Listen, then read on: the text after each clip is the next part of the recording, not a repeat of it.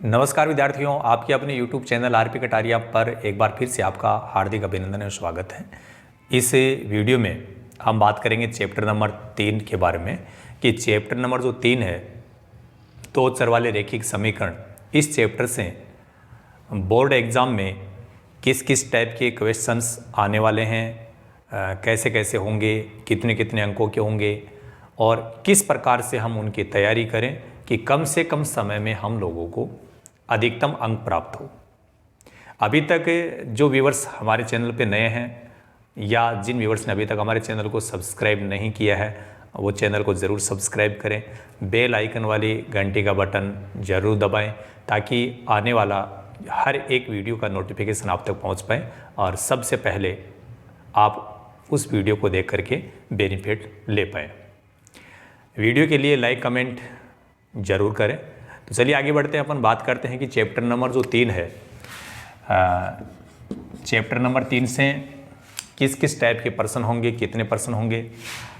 इस तीसरे चैप्टर में टोटल 5 क्वेश्चंस आने वाले हैं। इस चैप्टर से 5 प्रश्न आएंगे और वो 9 अंकों के प्रश्न होंगे।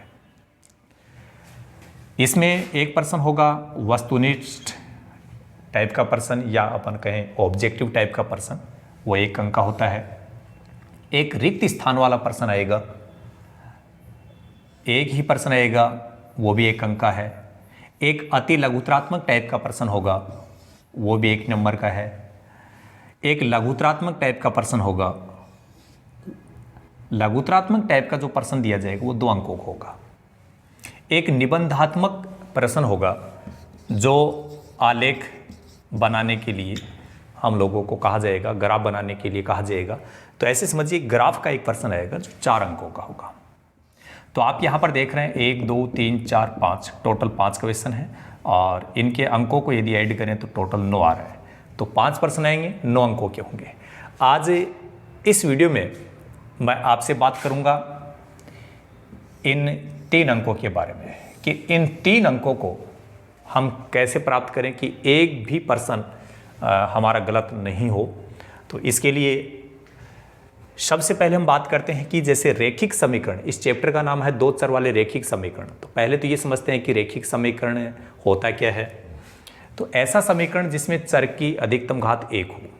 ये काम की बात है जो मैं बोल रहा हूँ, इसको ज़रूर ध्यान रखें। तो जो चर होगा उस चर की जो घात है वो अधिक से अधिक कितनी होनी चाहिए, अधिकतम घात कितनी होनी चाहिए, 1। तो वो रैखिक समीकरण होगा। यहां पर अपन 2 चर वाले रैखिक समीकरणों की बात कर रहे हैं, इसलिए उस 2 चर वाले रैखिक समीकरण का जो व्यापक रूप है वो ऐसा होगा। व्यापक रूप बोल दो या चाहे मानक रूप बोल दो, ये भी अपने आप में एक क्वेश्चन बनता है। कई बार पूछा जा सकता है वस्तुनिष्ठ टाइप के प्रश्न में या अति लघुत्रात्मक टाइप के प्रश्न में कि रैखिक समीकरण का व्यापक रूप लिखिए। तो यहाँ पर हमारे पास में 2 चर हैं, x और y। ये 2 चर वाला रैखिक समीकरण है। रैखिक क्यों है? क्योंकि इन दोनों चरों की अधिकतम घात कितनी है, 1 है। तो आपके समीकरण में जो भी चर आ रहे हैं यदि उनकी अधिकतम घात 1 है तो वो रैखिक समीकरण है। 2 चर वाला क्यों है? क्योंकि इसमें 2 चर आ रहे हैं। तो यहाँ पर ये जो a आ रहा है, b आ रहा है, c आ रहा है, ये क्या है? ये है वास्तविक संख्या है, वास्तविक संख्या। ठीक है, तो इसको जरूर याद रखें कि रैखिक समीकरण का व्यापक रूप क्या होता है, ax plus by plus c। यह है 2 चर वाले रैखिक समीकरण का व्यापक रूप, ax plus by plus c बराबर 0। यहाँ पर x और y क्या है, चर हैं, और a b c है, वास्तविक संख्या है। यदि रैखिक समीकरण युग्म की बात की जाए, युग्म का मतलब जोड़ा, तो 2 समीकरण यदि अपने को दिए जाएंगे तो उनमें पहले वाले समीकरण में जो आपके वास्तविक संख्याएं थी ए बी सी, उनको अपन a1 b1 c1 बोलेंगे और दूसरे समीकरण के लिए हम ए बी सी को a2 b2 c2 लिखेंगे ताकि इन दोनों समीकरणों में अपन लोग डिफरेंस कर पाएँ। कि पहले समीकरण के लिए बात करेंगे तो ए बी सी को अपन ए बी सी लिखें और दूसरे समीकरण के लिए भी यदि ए बी सी लिखें तो वहाँ पर हम कन्फ्यूज़न हो जाएगा कि ये जो ए बी सी की वैल्यू हमने रखी है वो कहाँ से रखी है, कहाँ से लिखी है। तो यदि अपन पहले समीकरण के लिए उसको ABC ना बोल करके वहाँ A1 B1 C1 बोलेंगे, दूसरे समीकरण के लिए A2 B2 C2 बोलेंगे, तो इसको समझने में भी और लिखने में भी हम लोगों को सुविधा होगी। अब देखिए, तो एक मुख्य बात तो यह आ गई कि रेखिक समीकरण जो होगा तो उसमें चर की जो घात होगी अधिकतम घात एक ही होगी, और दो चर वाला रेखिक समीकरण यदि है तो उसका व्यापक रूप ये होगा ax + by + c बराबर 0। रेखिक समीकरण युग्म है, युग्म का मतलब जोड़ा, तो पहले समीकरण के लिए हम उसको मानेंगे a1x + b1y + c1 बराबर 0 के रूप में, और दूसरे समीकरण को हम मानेंगे a2x + b2y + c2 बराबर 0 के रूप में उसको हम समझेंगे।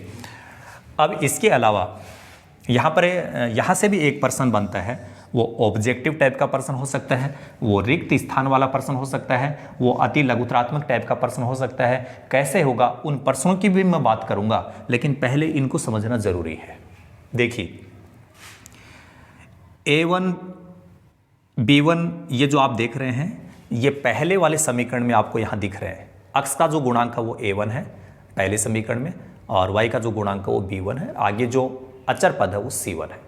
और दूसरे समीकरण के लिए यही x का गुणांक A2 हो जाएगा, y का गुणांक B2 हो जाएगा, अचर पद C2 हो जाएगा। तो A1 बटे A2, A1 पहले समीकरण से होगा, A2 दूसरे समीकरण से होगा, B1 बटे B2 इसी प्रकार ये पहले समीकरण से दूसरे समीकरण से। तो A1 बटे A2 और B1 बटे B2 यदि बराबर नहीं है, और आपसे यदि प्रश्न में पूछा जाता है कि समीकरण निकाय या समीकरण युग्म संगत है या असंगत है, किस टाइप का है, तो आप कहेंगे संगत। A1 बटे A2 नॉट इक्वल टू, मतलब ये इसके बराबर नहीं हो तो संगत होगा। जब A1 बटे A2, B1 बटे B2 और C1 बटे C2 तीनों ही बराबर हो जाए तो भी संगत होगा। लेकिन A1 बटे A2 बराबर B1 बटे B2 not equal to C1 बटे C2 हो जाएगा, तो इसको हम बोलेंगे असंगत। अब मैं चाहता हूं कि इसमें आपको कन्फ्यूजन नहीं हो, इसलिए हम एक ही चीज को समझेंगे। असंगत कब होता है ये समझ लो बस, ठीक है, फिर ये कंडीशन अपने को याद आ जाएगी। असंगत में देखो, यहाँ नॉट इक्वल टू मैंने लास्ट में लगा रखा है, तो इसको ऐसे याद रख लो कि जब लास्ट में काम बिगड़ जाएगा, बराबर नहीं होगा, लास्ट में जब काम बिगड़ेगा तो असंगत होगा। अब जब लास्ट में काम बिगड़ गया, वो असंगत हो गया, तो बाकी जो दो कंडीशन है A1 A2 not equal to B1 B2, ये भी संगत के लिए A1 बटे A2 B1 बटे B2 C1 बटे C2 तीनों ही बराबर है तो भी संगत है। तो संगत और असंगत से संबंधित प्रश्न यहाँ आपको इन तीनों टाइप के जो क्वेश्चन हैं, एक एक नंबर वाले प्रश्न है, वहाँ पर आपको मिल सकता है। तो याद रखना कि कौन सी कंडीशन के लिए संगत होता है, कौन सी कंडीशन के लिए असंगत होता है। इसके अलावा हम लोगों से पूछा जा सकता है कि कोई भी दो समीकरण यदि अपने को दिए जाएं, तो उन दोनों समीकरणों को व्यक्त करने के लिए, दोनों समीकरणों को व्यक्त करने के लिए जो रेखाएं होंगी, क्योंकि रेखिक समीकरण किसको व्यक्त करेगा, ये भी एक प्रश्न है अपने आप में। रेखिक समीकरण हमेशा रेखा की आकृति को व्यक्त करता है, ऐसे समझिए रेखा को व्यक्त करता है। तो ये क्वेश्चन हो गया कि रेखिक समीकरण किस आकृति को निरूपित करता है, बिल्कुल छोटा सा आंसर लिखना, रेखा, हो गया आंसर। तो यदि अपने को यह पूछा जाए कि उन समीकरणों का हल कैसा होगा, तो याद रखना इस कंडीशन के लिए हल अद्वितीय हल होता है। कैसा हल होता है? अद्वितीय हल। अद्वितीय हल को कई बार ऐसे भी लिखा हुआ मिलेगा, एक हल। तो ये दोनों शब्द ध्यान रखने हैं, अद्वितीय हल बोल दो चाहे एक हल बोल दो। ऐसी कंडीशन जब होगी, इस टाइप की कंडीशन होगी, तो अनेक हल होंगे, अनेक हल, या इसको हम अपरिमित भी बोल सकते हैं, अपरिमित हल। लेकिन ये जो कंडीशन लास्ट में नॉट इक्वल टू आ रही है, जब लास्ट में काम बिगड़ जाता है तो उसका कोई रिजल्ट अच्छा नहीं निकलता। ये काम की बात याद रखना, जब लास्ट में काम बिगड़ेगा तो कोई रिजल्ट अच्छा नहीं मिलेगा। तो ऐसे समझ लीजिए, लास्ट में काम बिगड़ गया, इसका मतलब कोई हल नहीं। लास्ट में काम बिगड़ जाता है तो उसका कोई अच्छा रिजल्ट नहीं निकलता है। तो लास्ट में काम बिगड़ने का मतलब लास्ट में नॉट इक्वल टू आ गया तो वहाँ कोई हल नहीं होगा। फिर से समझा दूँ, इनको दोनों तरफ से हमें समझना होगा कि जैसे ये कंडीशन देकर के हमसे पूछा जा सकता है कि किस प्रकार का हल होगा, तो हमें याद होना चाहिए अद्वितीय हल होगा, या उसको अपन एक हल बोल सकते हैं। इस कंडीशन के लिए पूछा जा सकता है कि कैसा हल होगा, अनेक हल या परिमित हल, या इस कंडीशन के लिए पूछा जा सकता है। कई बार वो रिवर्स टाइप से पूछ लेता है। ये नहीं है कि किसी गाड़ी के चलने के लिए, आगे चलने के लिए ही गियर काम आता है, उसमें एक बैक गियर भी होता है। तो यहाँ पर बैक गियर डल सकता है। क्या होगा, हमसे पूछेगा कि किसी रैखिक समीकरण युग्म के अद्वितीय हल के लिए शर्त लिखिए, तो ये कंडीशन आपको लिखनी होगी। अनेक हल या अपरिमित हल होने के लिए रैखिक समीकरण युग्म की शर्त लिखिए, ये लिखना होगा। जब किसी रैखिक समीकरण युग्म का कोई हल नहीं है तो उसकी शर्त क्या होगी, ये शर्त होगी। तो ये दोनों टाइप से हम लोगों को दोनों तरफ से पूछा जा सकता है, दिन को भी याद कर लें।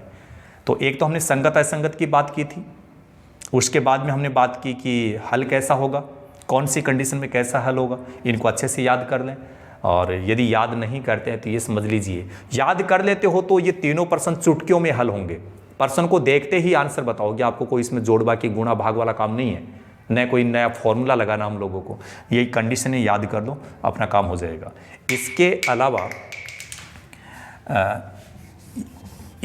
हमें पता है कि रैखिक समीकरण जो होते हैं वो रेखाओं को निरूपित करते हैं। तो इन दोनों, जब दो समीकरण दिए जाएंगे तो रैखिक समीकरण युग्म होगा, और रैखिक समीकरण युग्म को निरूपित करने वाली जो दो रेखाएं होंगी वो किस प्रकार की होंगी। रेखाओं के प्रकार हमसे पूछे जा सकते हैं कि रेखाएं कैसी होंगी। तो जब ऐसी कंडीशन होती है, जब अद्वितीय हल होता है, तब रेखाएं एक दूसरे को काटती हैं। ये कौन सी, किसकी कंडीशन थी, अद्वितीय हल की। अभी मैंने लिखा था थोड़ी देर पहले। तो अद्वितीय हल की जो स्थिति होती है उसमें रेखाएं आपस में प्रतिच्छेद करती है, काटती है। तो वो रेखाएं कैसी होंगी, प्रतिच्छेदी रेखाएं होंगी। इसी के साथ साथ A1 बटे A2, B1 बटे B2, C1 बटे C2 तीनों जब बराबर हो जाते हैं तो रेखाएं कैसी होंगी। ये कंडीशन कब आती है, ये कंडीशन तब आती है, आपने देखा होगा कई बार ग्राफ बनाते हैं तो पहले वाले समीकरण की जो रेखा है दूसरे समीकरण की भी वही रेखा बन जाती है। कहने का मतलब एक ही रेखा दो समीकरणों को निरूपित कर रही है, या यूं कहें कि एक ही रेखा पर दूसरी रेखा आ जाए। तो यहाँ पर जो रेखाएं होती हैं वो संपाती मानी जाती है। संपाती वो होती है जब एक ही रेखा के ऊपर दूसरी रेखा आ जाती है। ठीक है, A1 बटे A2 बराबर B1 बटे B2 not equal to C1 बटे C2, जब ऐसा आ जाएगा तो यहाँ पर रेखाएं समांतर होंगी। कैसी होंगी, समांतर। तो हमने तीन बातें की, संगत असंगत कब होता है, हल कैसा होगा, रेखाएं कैसी होगी। यहाँ से 1% 101% बन करके आएगा। ये बात आप नोट कर दीजिए, इनको अच्छे से समझ लें। निश्चिंत होकर के इनको याद कर लेते हो तो मैं ये कहता हूँ कि आपके पूरे अंक आएंगे। तो हम अब आगे बात करते हैं कि क्वेश्चन है जो होंगे वो आपके किस किस टाइप से के होंगे, इनके बारे में हम बात करेंगे। लेकिन इस वीडियो में केवल इतना ही, और नेक्स्ट वीडियो में मैं आपके बीच में इन तीन टाइप के प्रश्न लेकर के हाजिर रहूँगा।